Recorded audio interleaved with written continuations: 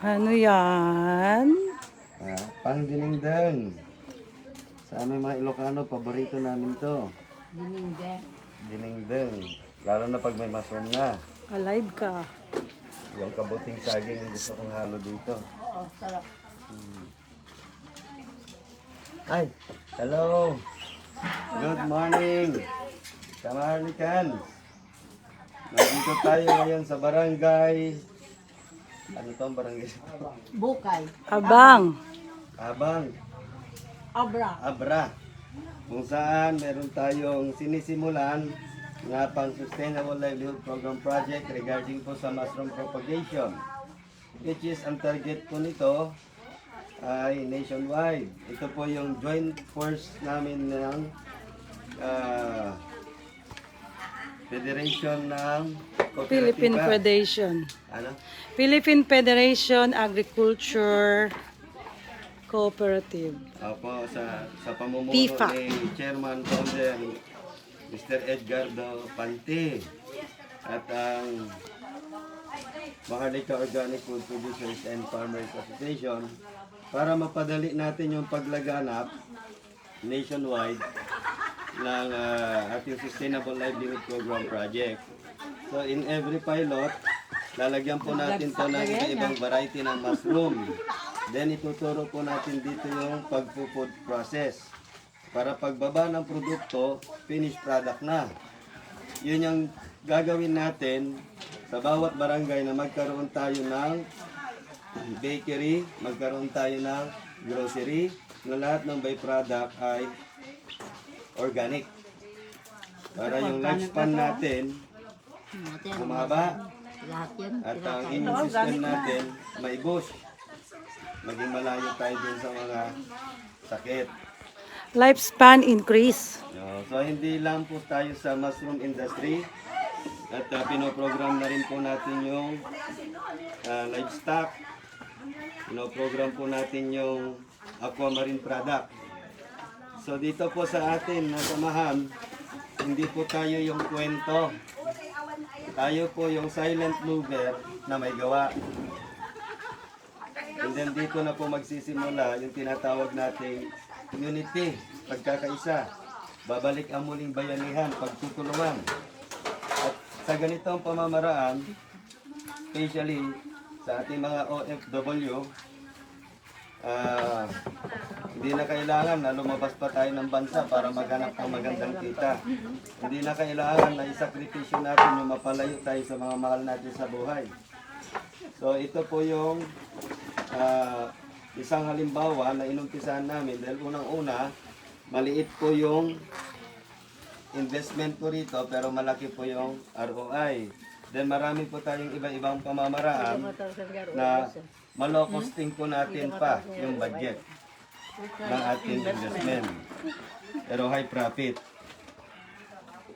So for the meantime, dito sa ginawa ng Abra, nagsimula muna sa low costing.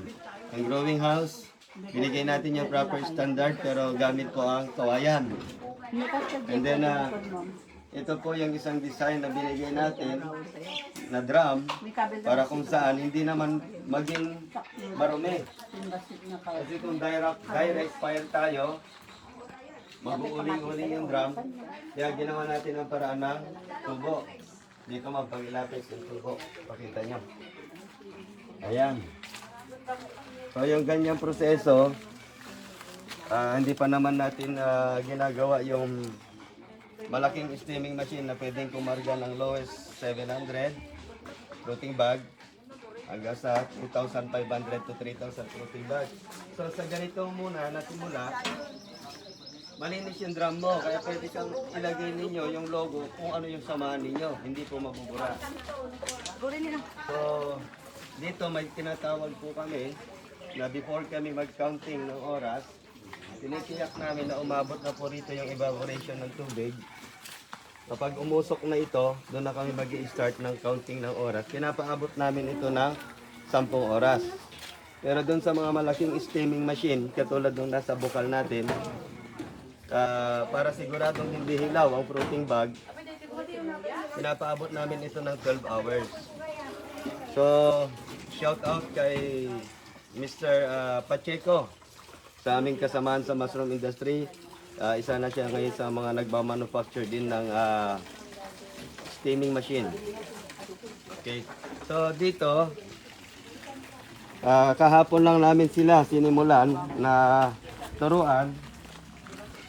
Ito yung sinasabi ko na kapag meron tayong patient sa ating ginagawa, meron tayong devotion sa ating ginagawa, at andun yung nakatingin tayo dun sa future ng ating ginagawa, matyaga nilang pinag-aralan ito at natutunan. Nakakatuwa kasi unang-una, dito makikita mo na yung simula ng unity. Dito makikita mo na yung simula ng bayanihan. So ito po ngayon yung sa grupo sa Abra na nasa kooperatiba po ng Abra United Farmers Credit Cooperative.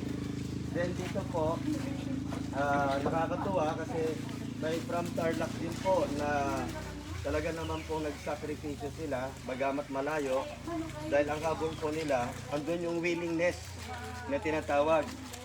Andun yung activeness na tinatawag. Actually, activeness, willingness, interest. At yun na po, binigyan nila ng time. Yun yung tinatawag natin awit. Okay? So, after nung awit na yan, hindi pa tayo tapos. Kailangan natin ng devotion. Kailangan natin ng love dun sa ginagawa natin. So, meron din po tayo from Cebu. Opo, siya yung leader doon ng isang kooperatiba. Yung dalawa doon, sila yung leader naman ng from Tarlac. Under po dito sa organisasyong itinatag ng founder chairman nilang si Mr. Edgardo Pante. Nakasamahan din po namin sa Maharlika Marcos Loyalist. Siya rin po ang chairman president po doon. So, ito yung starting ng kooperatiba dito sa Abra. Then may next program tayo sigurado, susunod dyan ang Tarlac at ang Cebu. And then sunod-sunod na po yan nationwide, kaya magkakasalubungan tayo mga kamaharlikan, ang grupo natin at ang grupo ng Maharlika Marcos Loyalist, and then yung federation ng kooperatiba na itinatag ni Sir Edgardo Pante. May scattered na natin ito nationwide. Ito yung tinatawag na tulungan system. Ito yung tinatawag na hindi paligsahan. Ito yung totoong, yung continuous learning dito na ibabahagi natin nang walang halong ipinagdadamot. So, ito na po yung panimula para umunlad tayo. So, regarding naman po dun sa mga katanungan na paano yan kung dumami na ang mushroom growers, magsasawa ang tao doon sa tinatawag natin na pagbili ng fresh. So marami pong byproduct na nagagawa ang mushroom. Okay, so doon lang sa sample natin na bakery plus yung same concept namin ni Sir Edgardo Pante na maglagay ng mga groceries, bakeries in every barangay. Walang member na maghihirap po dito, walang mga official na maghihirap po dito. So okay po, nung unang dating namin medyo late na po, pero nakaubos sila ng 10 sako ng na-ferment na po nila. So yun yung ibig sabihin, kapag marami ang nagtutulong-tulong, mapapadali po yung ating gawain. So ito na yung second na na-ferment po nila. O total of how many sacks? 60. So ang minix pa lang po nila, every other day or every day nagmi-mix sila. Yun po yung umabot ng 1,250 kilos of sodas natin. So doon sa ratio, may kakaibang ratio tayong ibinigay na sinigurado natin yung mga nutrients sa loob ng fruiting bag, hindi ito yung mga unang traditional method. So dito nga sinasabi natin na we continuous learning habang nasa field tayo. So paganda ng paganda yung quality ng ating production. So dumako tayo dito sa, actually 7 sila na itinetrain dito na maging farming technician. Pagiging farming technician, yung 7 na yon, marunong na sila mag-mixing, mag-bagging, and then tunruin din po namin sila dito sa tamang pagbibili. So far, hindi mo na ako makakalapit dyan kasi galing tayo doon sa pagbimitas ng gulay. Ito maganda sa probinsya. So, pwede yung lapitan, ma'am. makita nyo kung paano yung naituro natin sa kanila, paano nila ginagawa yung mabilisang strategy ng paglagay ng spawn or binhi sa fruiting bag. So, sige ma'am, pwede nyo na pong lapitan. Regards na lang sa lahat ng kamaharlika. Ayan, so babalikan natin na ngayon.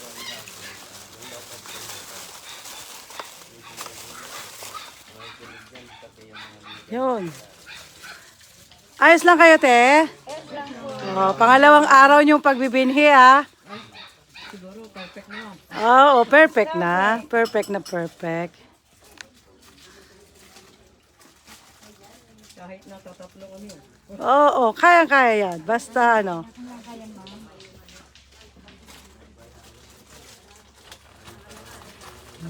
Mas madaling magtrabaho kahit konti lang ma'am. Live na naman yan, mama. Yes! Nakikita kayo ng buong Pilipinas. Wow. Nanonood ang ating mga kamaharlikans nationwide.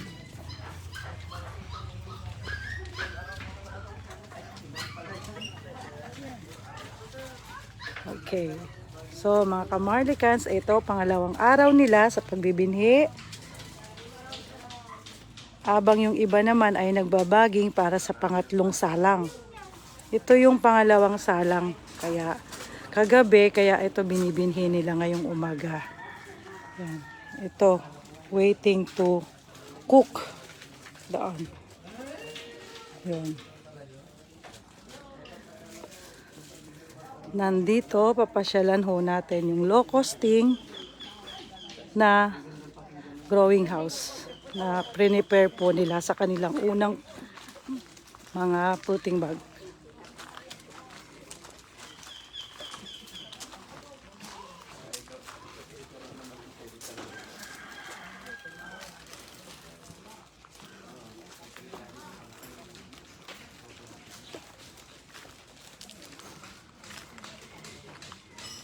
Ito yung kanilang piniprepare ngayon.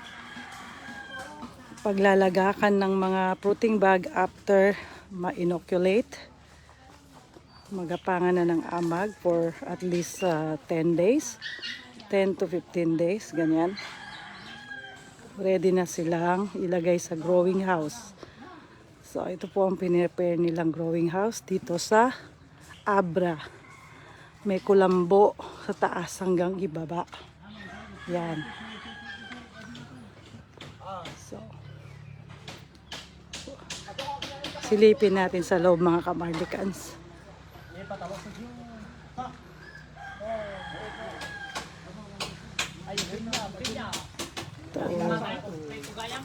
Ito ang kanilang growing house, Irin Abra. Ito po. Ginagawa nila ngayon.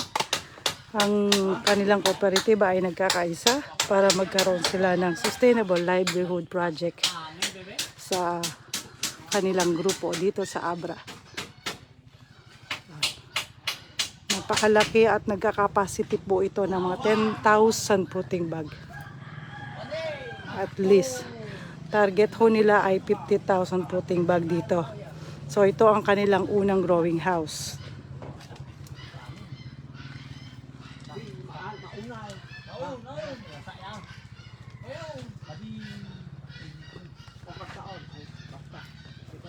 Good morning mga manong.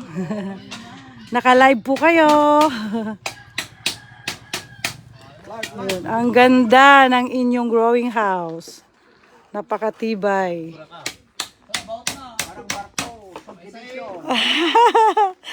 Oo. Ma'am, paano yung ano dito? Ano ba Tagalog sa Inoculate.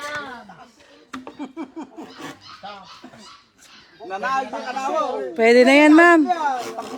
Pwede na yan, sir.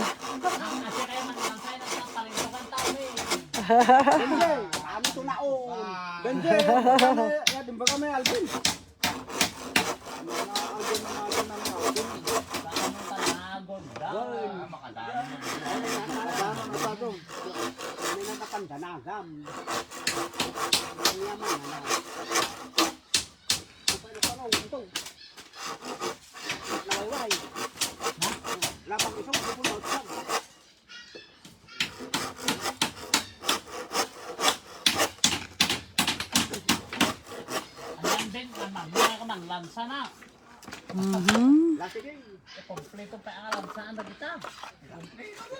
Ginagawa nila itong inoculation, itong isang portion, other side portion.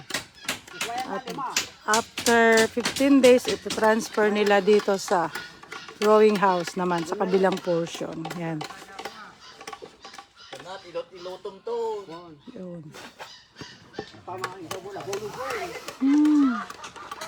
So, andito po si chairman. Andito tayo ngayon sa low costing method ng growing house. So, dito sa labas, ma'am, makikita ninyo, ito po, naglagay tayo ng pasingawan sa taas. Ginamitan natin ito ng pinong net para hindi makapasok yung insekto. Same din dito sa baba, pero palalagyan pa natin ito ng Graba. graba para hindi nakaangat yung ating net. Ngayon, mapapansin nyo, sako ang ginamit natin dito sa pagitan ng net. Ang tawag kasi rito, sa pasukan ng hangin, air balance, para yung buka ng mushroom natin talagang bukang-buka. Okay, then, dito sa loob, yung pagitan ng sako na yan, ay ang sako na yan, paikutan natin yan ng tela. Kaya santo na ka na kusot na. Then itong pinakikisamin, ang sako, lalagyan din po yan ng tela. Kaya pag nagdilig po kasamang binabasa ang tela. Okay. So for the meantime, ang ginamit namin dito na flooring graba. Okay. At least para hindi siya magputik. Then later on, pag okay na, gumaganda na yung kita, pwede nang ibakal to lahat, pwede na po itong lagyan ng flooring na semento. So ito yung latag na ang patong nito hanggang 5 fruiting bag. So yung mula rito 50 yan, dito 50, dito 50, 150 na fruiting bag. Okay. So 1, 2, 3, 4, 5, estimated of ilan to? 1, 2, 3, 4, 5, 6, 7, 8, 9. 10. 10. Mga 5,000 fruiting bag. Okay. So ito, dinikit na lang namin pero babalutin siya ng plastic para yung mga nalagyan na natin ng binhi, dito po ilalagay. Lalagyan din ng patong yan na tawag nito, karton. So babalutin po ito ng plastic, ito yung pintuan, may kabilaan. Then babalutin dito ng plastic, pinakasisap niya, plastic din para makuha natin yung tamang heat temperature doon sa during the period nung pag ina-accumulate natin para mabilis po yung gapang ng ating mycelia. Okay. Then after nang tatanggalin din po ito pag nakagawa na ng panibagong inoculation room. Kasi dito naman yung design na gagawin natin, nabitin lang yung fruiting bag. So same concept, naka-seal din, gagawa kami ng deck by deck para naman po sa bulba na gamit ang hyacinth. Pero kakaiba kasi may halo po kaming bioenzyme. Okay. So ito po makikita nyo, nagkakaisa yung ating mga kalalakihan, mga nagwagwapuhan. At sila pinapakita nila na sila masisipag. So dito napakaganda kasi libre po sila sa kawayan. Ito po yung Yes, yun ang ano nila, advantage. For the meantime, At tubig, chairman, libre ang tubig dito. libre ang tubig, Galing sa mountain, bukal. Ngayon, makikita niyo yun. For the meantime, yan po muna yung gagawing imbakan ng mga ano na natin, na mix na Substrate. natin. And then yung sako-sako na makukuha natin. So far dito, napakaganda, napakaswerte nila kasi hindi binibili ang kusot. So every 4 days, may 15 sacks sila. Wow. Every 4 days. Sa isang kuhaan pa lang. Kakaingit naman. Okay. So dito ang starting ng Bolba, Milky, White Angel Oyster, Milky, White Angel Oyster, saka yung Bolbariella. Shiitake. Later on, maglalagay kami ng shiitake. So 4 na variety po yan. Kasi sa food process namin, gagawin namin karne lahat ang lasa. Para doon sa katiyakan na talagang organic yung ating kinakain. So alternative po ito ng meat. So malawak pa kung makikita nyo, napakalawak pa po niyan. Meron pa purong sa tawiran, kaya marami pong magagawa. Yes. So may magandang plano rito, gagawin po itong ecotourism. So yung mangga na yan, pwedeng malagyan pa yan ng kubo. Chairman, batiin mong ating mga kamupapa. Ha? So dito didesign natin yung paglalagay din ng gardening. Ano po, na magagamit na natin yung pinaglapsan ng fruiting bag. Yun yung sinasabi kong may mix tayo ng compost na galing sa dumi ng baka, dumi ng kalabaw. Hindi tayo gagamit ng manure na galing sa chicken manure. Kasi unang-una, Synthetic. ang kinakain ito, puro synthetic feed.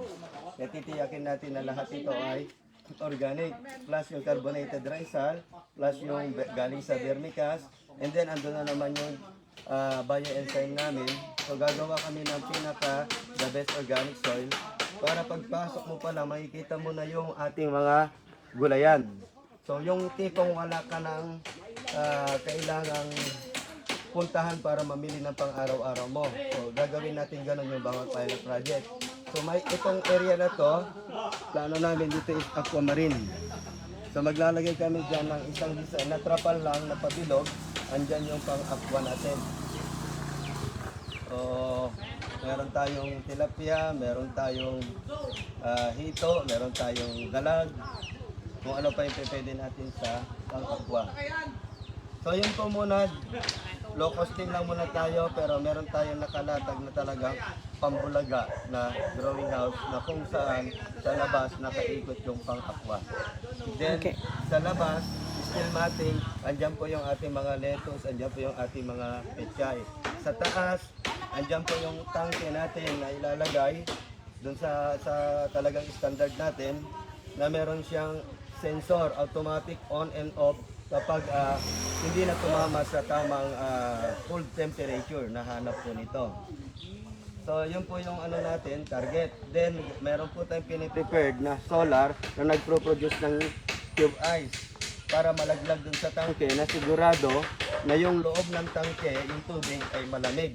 Kaya yung imimis niya na design sa loob na akala mo nagpagiyam, hindi tayo gumagamit ng fogger machine, no? Kasi ang fogger machine, yung heat nung makina nito magbibigay ng hindi maganda sa petals ng mushroom natin. Okay? So mayroon tayong ibang technology.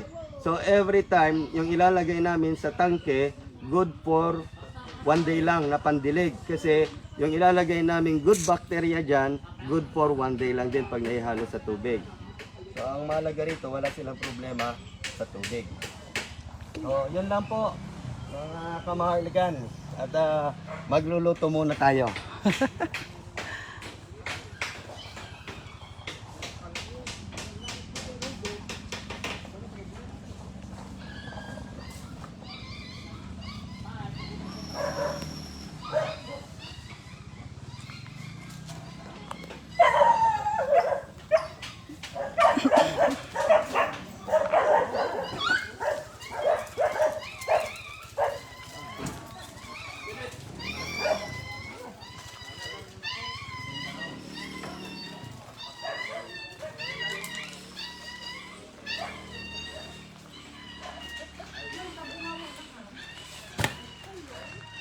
Ano masasabi niyo mga manang sa pagbabaging natin?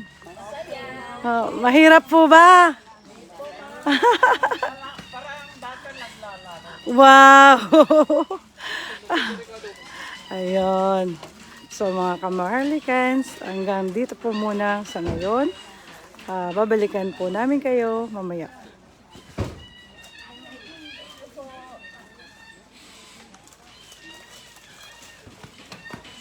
Anong pangalan po ng kooperatiba nila, ma'am? United Farmers Credit Cooperative. Yun, AUFCC. Ayun. Under Chairman Rachel Alilan. Yes.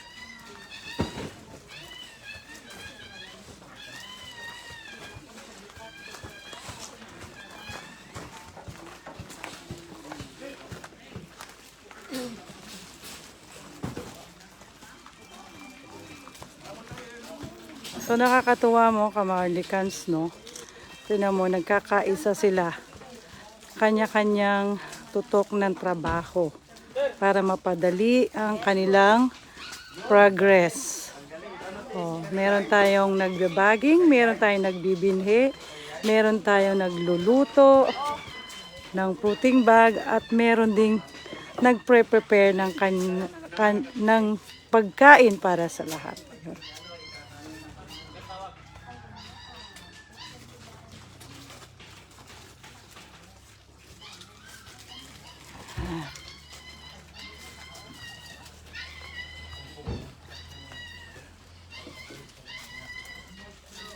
Andito si Ma'am Christy. Yan, Ma'am Christy. Come and join us, Capra, Yes. together with Chairman Ed Sorilia and Ma'am Gesel. Thank you so much.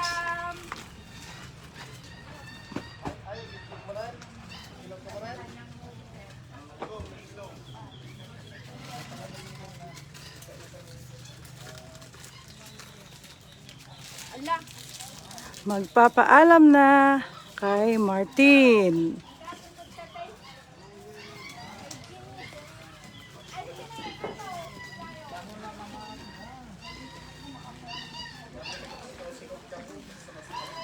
Hello, Martin.